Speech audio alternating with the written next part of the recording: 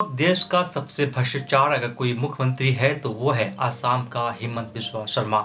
ये बात मैं नहीं बल्कि कांग्रेस के बड़े नेता राहुल गांधी ने खुद आसाम के अंदर प्रेस कॉन्फ्रेंस से खिताब करते हुए बात कही। राहुल गांधी के इस बयान के बाद हिमंत बिस्वा शर्मा पूरी तरह से राहुल गांधी की यात्रा भारत जोड़ो न्याय यात्रा को नाकाम करने के लिए लग गई है और यही वजह है कि देर शाम उनके खिलाफ और कन्हैया कुमार जैसे कई लोगों के खिलाफ एफआईआर दर्ज की गई है। दरअसल राहुल गांधी इस वक्त भारत जोड़ो न्याय यात्रा पर है और उनका जो काफिला है वो आसाम होते हुए जा रहा है। राहुल गांधी चाह रहे थे कि उनका जो काफिला है वो गुवाहाटी शहर से होते हुए जाए, लेकिन हिमंत बिस्वा शर्मा ने कई ऐसे शब्द इस्तेमाल किए और साफ तौर पे उन्हें चैलेंज किया कि हम कांग्रेस पार्टी को यहाँ आने नहीं देंगे। दरअसल जब से भारतीय जनता पार्टी और से लोग उकता गए हैं और कांग्रेस पार्टी का भारत जोड़ो न्याय यात्रा चल रहा है, उसके बाद से बीजेपी और आरएसएस के अंदर एक तरह की खलबली सी है और यही वजह है कि बीजेपी राहुल गांधी की यात्रा को नाकाम करने के लिए कई तरह की साजिशें रच रही है।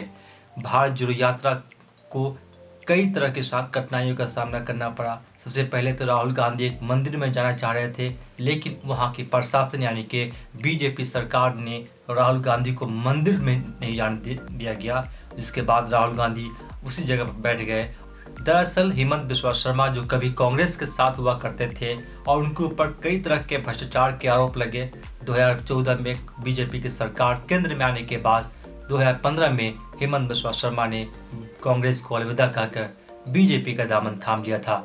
उसके बाद से हिमंत बिस्वा शर्मा हमेशा लगातार कांग्रेस पर साधा निशाना साधता रहा है और उन्हें कई नुक्ताचीनी और कई तौर पर कई जगहों पर राहुल गांधी को भी निशाना बनाया है। अब जब राहुल गांधी का काफिला भारत जोड़ो न्याय यात्रा आसाम के अंदर है तो वहाँ की सरकार यानी कि हिमंत बिस्वा शर्मा की सरकार ने एफआईआर दर्ज कर ली है राहुल गांधी के खिलाफ। कांग्रेस के बड़े नेता कन्हैया कुमार ऐसे तमाम बड़े नेता के खिलाफ एफआईआर दर्ज की है और कई दफ़ा के तहत कई धाराओं के तहत मामला भी दर्ज कर लिया गया है। अब ऐसा लग रहा है कि बीजेपी की सरकार यानी हिमंत बिस्वा शर्मा राहुल गांधी को गिरफ्तार भी कर सकती है। दूसरी तरफ राहुल गांधी ने एफआईआर के दर्ज होने के बाद अपना बयान जारी किया और कहा है कि राहुल गांधी को एक तरह से इस एफआईआर से हिम्मत मिली है और कांग्रेस के सपोर्ट में लोग खुलकर बोल रहे हैं। अब कांग्रेस की आवाज़ जो है बहुत दूर तक जाएगी। अब देखने वाली बात यह है कि आने वाले वक्त में क्या राहुल गांधी का काफिला पूरी तरह से कामयाब हो पाता है या बीजेपी अपनी साजिश में कामयाब हो पाती है। फिलहाल इस वीडियो में सिर्फ अब तक इतना ही।